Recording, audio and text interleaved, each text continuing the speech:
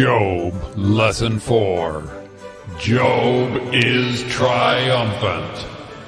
Our lesson today is from Job chapters 8 through 42. We will listen to two of Job's friends' advice. We will hear Job's great statements of faith in God. We will find out what happens when God speaks from a whirlwind. But first, let's listen as Natalia talks to her teacher about a visitor in her garage. Hi, teacher. Hi, Natalia. You'll never believe what I found in our garage this morning. There was a bird flying around in there. How did a bird get in your garage? I think it flew in yesterday when the garage door was open. Were you able to get the bird out of the garage? Well, I was trying to help it find the way out, but it was afraid of me and wouldn't trust me. It kept flying away and trying to hide in a dark corner. What did you do? Well, the more I tried to help it out, the more scared it got. So I finally left. Did the bird fly out of the garage? No, but we left the garage door open. We are hoping that it will fly out by the time we get back home. I hope that bird has enough sense to get out of there. If only I could become a bird, I could tell that frightened bird how important it is to get out of the garage so he won't be trapped. That is a good story, Natalia, because our lesson today is about a man that didn't understand what God was doing in his life. Kind of like that bird didn't understand what I was trying to do? Yes, that's right. This is our last lesson from the book of Job in the Bible. Job and his 3 friends sat outside the walls of the city. Eliphaz was done speaking, and it was now Bildad the Shuhite's turn to speak. The first words out of Bildad's mouth were insults. We read Bildad's words in Job 8:2. How long will you speak these things, and the words of your mouth be like a strong wind? Bildad's phrase, a strong wind, is similar to our expression, full of hot air. Bildad insulted Job by saying that his words were full of hot air or without any value. After insulting Job, Bildad attacked Job's children who had been killed in a giant windstorm.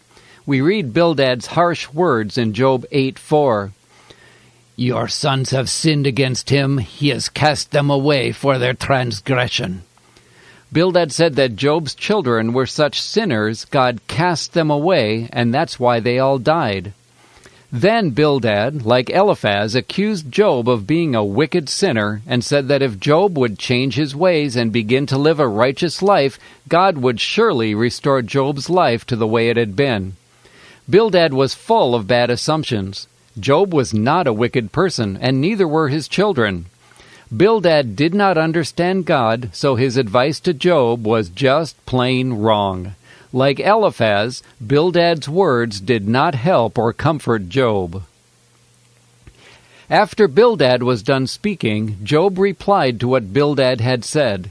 Even though Bildad attacked Job with his words, Job did not attack Bildad. Instead, Job spoke about our awesome and powerful God as the creator of life. Your hands have made me and fashioned me, an intricate unity, yet you would destroy me. Job understood that God created with his great wisdom and power. What Job did not understand was what God was doing. Remember that we know what God was doing because we read the first 2 chapters of Job where we learned about Satan's challenge. Job didn't know what we know, and that's why Job asked, "Are you going to destroy me?" Job pleaded with God to give him a few moments of peace before he died. When Job was done speaking, his 3rd friend, Zophar, began speaking. Zophar was a very mean person. Eliphaz and Bildad said some very mean things to Job, but Zophar was even worse. Zophar accused Job of being sinful, ignorant, and unwilling to repent of his sin. Zophar went on to say that Job could buy God's favor by doing good things. Like Eliphaz and Bildad, Zophar was wrong to accuse Job of being sinful and wicked. We know that Job was a very righteous man. Zophar was also wrong to think that if Job did good things, that God would then be obligated to do good things for Job. Many people in our day still believe what Job's 3 friends believed, even though the Bible clearly teaches it is not true. God may give us good things when we deserve it, but He may give us good things even when we don't deserve it. God is God, and He can do whatever He chooses. When Zophar was done speaking, Job replied to Zophar's attacks by saying, "How can you not see that all of this trouble is from the hand of the Lord?" Job then began to tell his friends how amazing God is. We are going to look at just one verse, Job 12:13, but there is much more that Job said about God's greatness and power. "With Him are wisdom and strength. He has counsel and understanding." In this one short verse, Job said a lot about God, and it is all true. Job pointed out to his friends that God is wise. Wisdom belongs to God. This is true. The Bible teaches us that God is omniscient, meaning that He knows everything. He never has to research things or study for a test because He knows everything there is to know. Job pointed out in this verse that God is strong. Strength belongs to God. This is also true. The Bible teaches us that God is omnipotent, meaning that He is all-powerful. There is no task too big for God to handle. Job pointed out that God understands what is going on everywhere. Counsel and understanding belong to God. This is also true. The Bible teaches us that God is omnipresent, meaning that He is everywhere at the same time. He understands everything that is happening around the entire earth, and nothing takes God by surprise. Job had a correct understanding of God, but unfortunately, none of Job's 3 friends did. All 3 of Job's friends thought they knew a lot about God, but none of the things they said about God were true.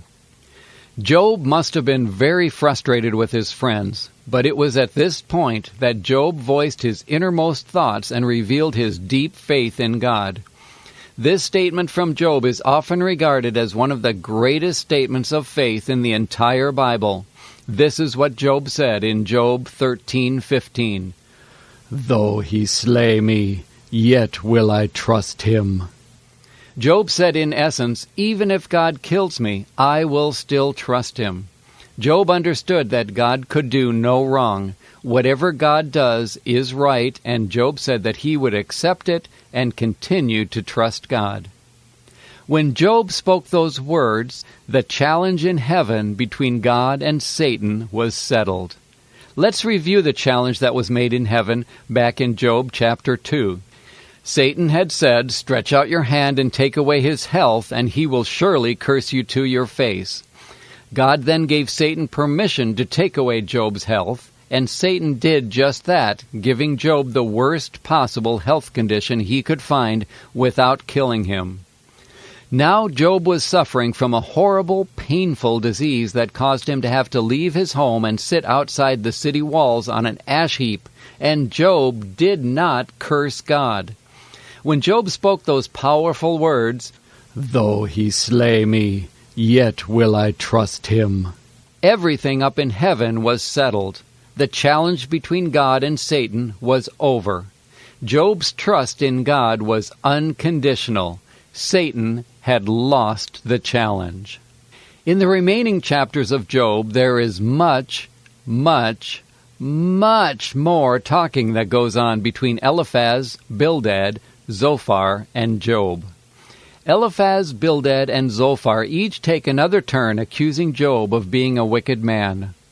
The words that Job's friends spoke to Job were false, and they were probably very discouraging to Job.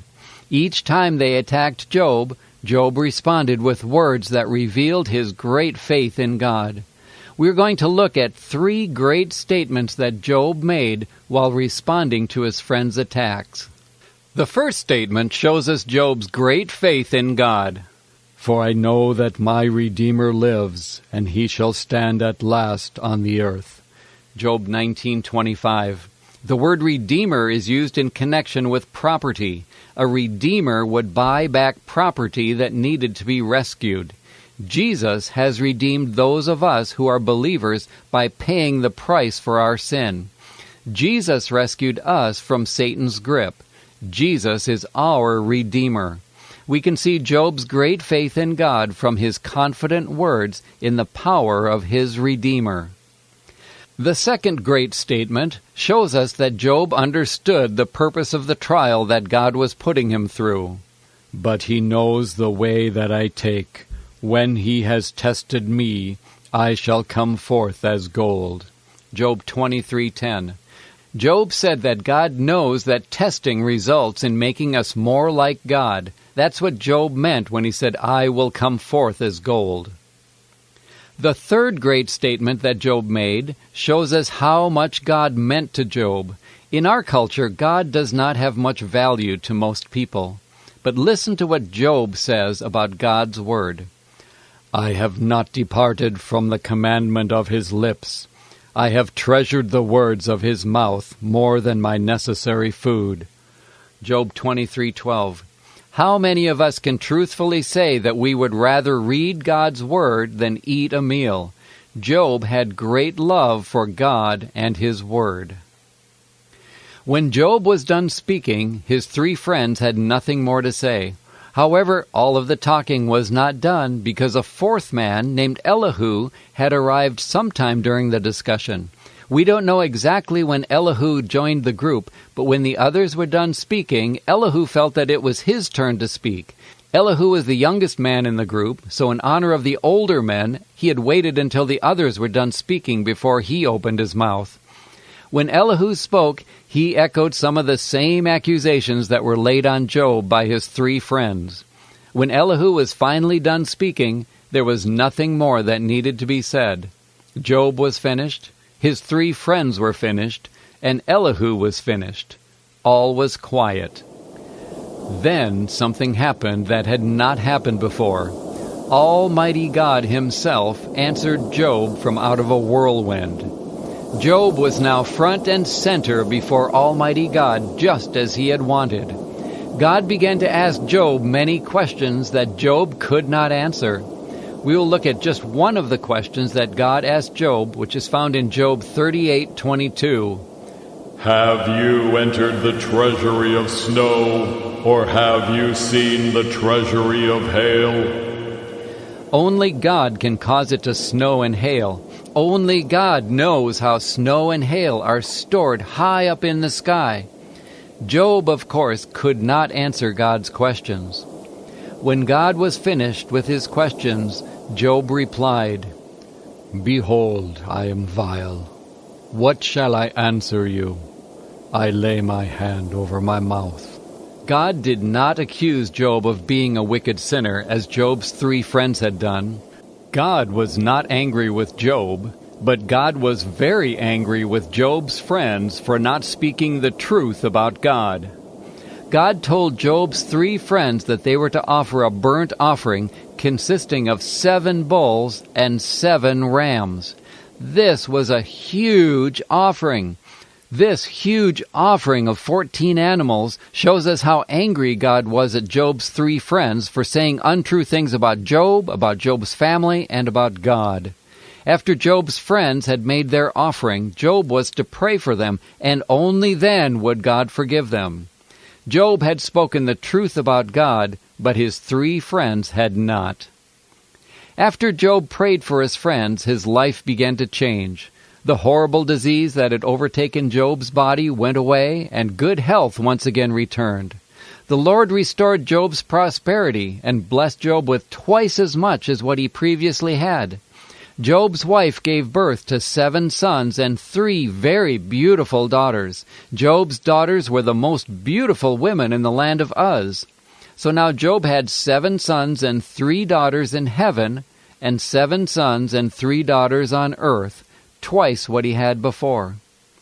Job grew wealthy again, and soon he had 14,000 sheep, twice as many sheep as he had before, 3,000 camels, twice as many as he had before, 1,000 oxen, twice as many as he had before, and 1,000 female donkeys, twice as many as he had before.